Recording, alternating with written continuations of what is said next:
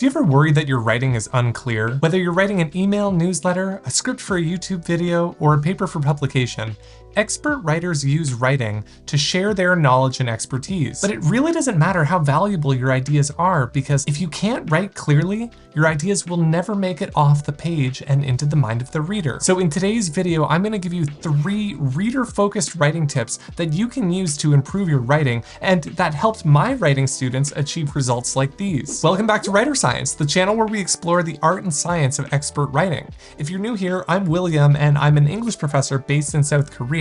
And to understand the first tip, we first need to remember a game that we used to play as kids. You know that game when you're in the backseat of a car, 8 years old, your parents are driving, and you're about to go through a tunnel.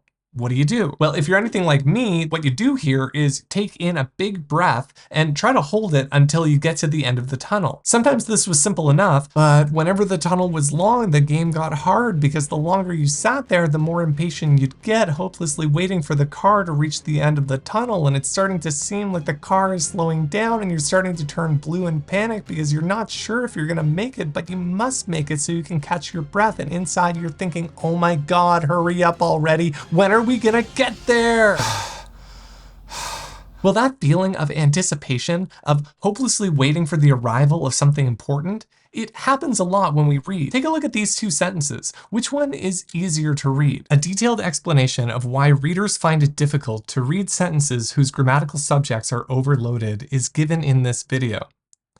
This video explains in detail why readers find it difficult to read sentences whose grammatical subjects are overloaded. If the second sentence seems easier to read, it's thanks to the location of the verb. The verb is like the end of the tunnel. It's the most important part of the sentence because it tells the reader what's going on and how all the other parts of the sentence relate to each other.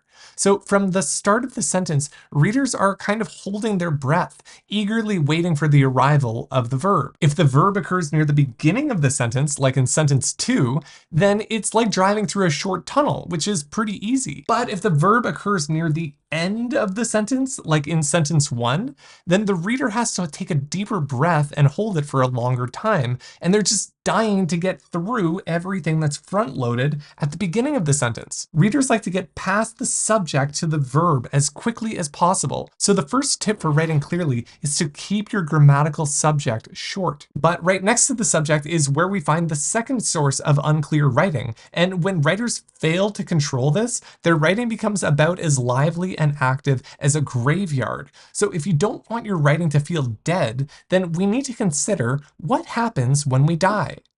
Your soul leaves your body. And when a dead body lurches around without a soul, it's called a zombie. So see if you can spot the zombies lurking around in these sentences right here. The transformation of humans into zombies was a result of the virus's mutation. The detection of movement in the shadows signaled the presence of zombies nearby. The destruction of the quarantine zone allowed the zombies to infiltrate the safe areas. The problem with these sentences is that the action, which is the soul of the verb, has left its body. Instead of the action being located in the verb, it's packed away in these noun phrases. I mean, look at this first sentence. Like, humans aren't transforming into zombies, it's that there is a transformation of humans. People aren't detecting movement, a movement is detected. There is a detection of movement. The quarantine zone isn't destroyed. There was a destruction of the quarantine zone. These verby nouns are sometimes called zombie nouns because they suck the life out of the verb. They represent action not as an active verb, but as a lifeless noun. The verb is the beating heart of your sentence. Readers look to the verb to find out what's going on.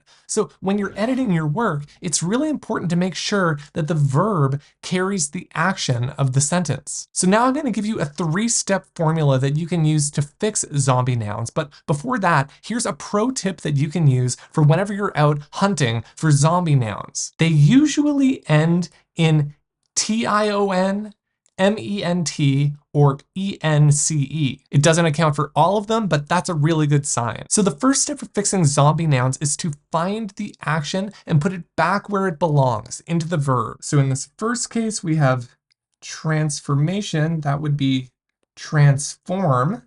What other action is there? Of humans into zombies was the result of the virus's mutation. So that would be mutate. And result, we might want to use the verb cause. In the second case, the detection, well, that would be detect. The detection of movement, that would be move or moving. And the shadows signaled the presence, that would be the verb to be, so we don't need that, of zombies nearby. And the last one, the destruction of the quarantine zone allowed the zombies to infiltrate the safe areas. Well, that's going to be destruction, destroy. And infiltrate, well, infiltrate is infiltrate, but here it is in a non-finite verb, so we might try to put that back into the seat of the verb. After we've identified the actions and put them into verbs, we now need to decide which character performs the action of those verbs, because we're going to put those characters into the subject position. So when I look at the verb transform, I ask myself, what transformed? Humans transforms. And then what mutated? Well, the virus mutated. So we have humans transforming and viruses mutating. And what did the humans transform into? The humans transformed into zombies. So in the second sentence, we have detect and move. So who detected?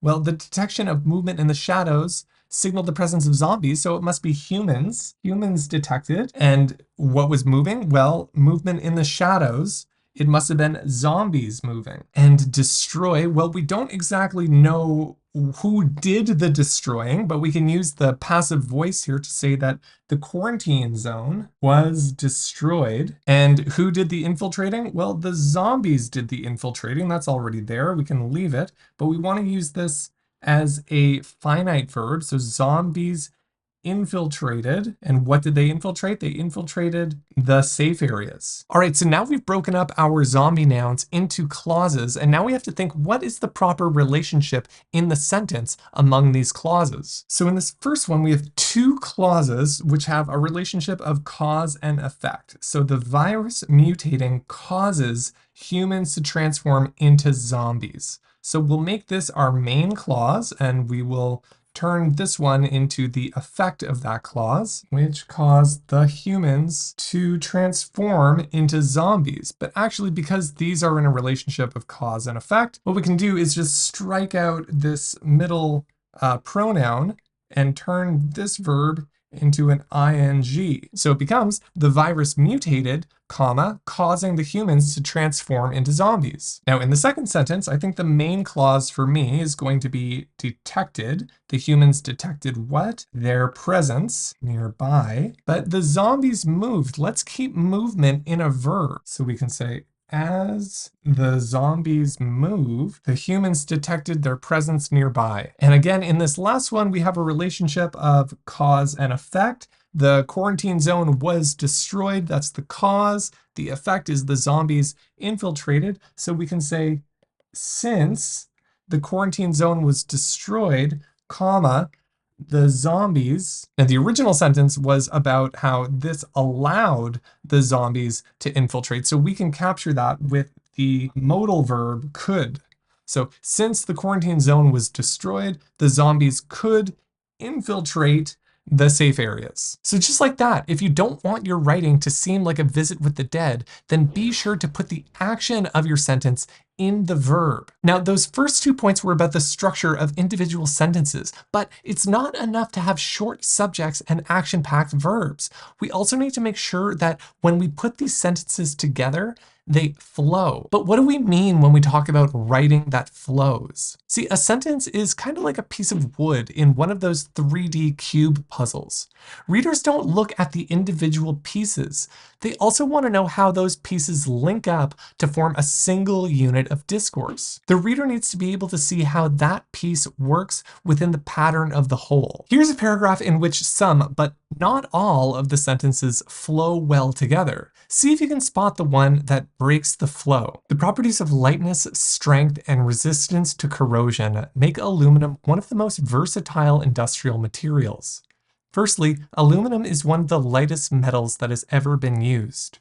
Today, numerous products, from cans to medical appliances to airplanes, use it. Due to the need for lightweight yet strong materials in these products, aluminum is often the preferred choice. Did you spot the sentence that breaks the flow? If you ask me, it's this one right here, the third sentence. What is it about the other sentences that seem to flow so well? And what is it about this one that breaks the flow? Well, the answer lies in the way that each sentence organizes its information. Notice how at the beginning of this sentence introduces properties and ends with aluminum and materials. And then this sentence begins with aluminum and ends on materials that are being used. But then this sentence introduces this new idea: numerous products. Just like a swimmer doing laps uses the edge of a pool to push off and propel forward, sentences that flow well maintain their momentum by pushing off each other. The start of one sentence doesn't introduce a brand new topic as it does here. Instead, it picks up where the last one left off. This pattern of organization is known as old to new.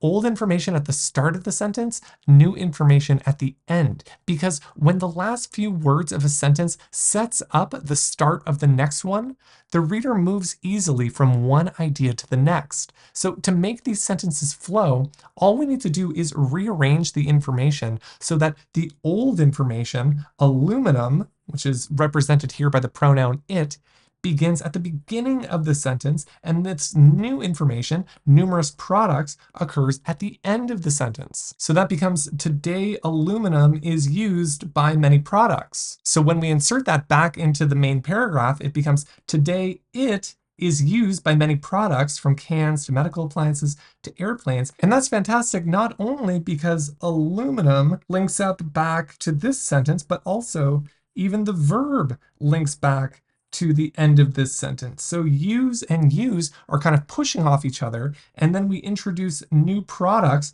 at the end of the sentence, and that pushes forward into the next sentence, which talks about these products. The point here is that clear writing flows. And if you want your writing to flow, then all you have to do is begin sentences with old information and end them with new information. Because when your sentences flow, your reader can experience flow, which is that wonderful feeling of losing yourself. That is the hallmark of good writing. And that's the key to good writing. An obsessive focus, not on grammar rules, but on the reader. So if you want to learn some other reader-focused writing tips, then you need to check out this video right here, because it's going to let you in on some of the genius writing secrets that Naval Ravikant uses every time he writes something important. So be sure to go check it out.